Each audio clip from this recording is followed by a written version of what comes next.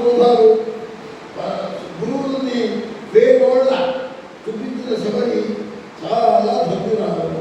కామక్రోధములు కామక్రోధ తులసిదాస్ రామాయణంలో కామక్రోధ మదలోభుకి దెబ్బలకు మనమే ఖాన్ తమిళం పండితము ఖౌ తులసి ఏక్ సమాన్.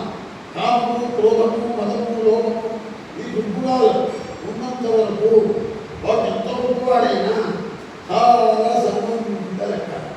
కాబట్టి ఈ దుర్గుణాన్ని దగ్గరికి రాకుండా ఉండాలి.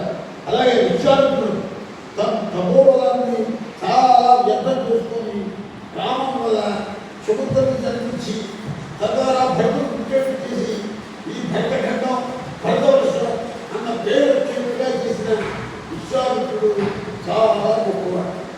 అటువంటి విశ్వామిత్రుడిని శబరిని వీళ్ళందరినీ కుటుంబ స్మరిస్తూ మంగళం కుశలేంద్రాయ సీతారామచంద్ర భగవానికి జై.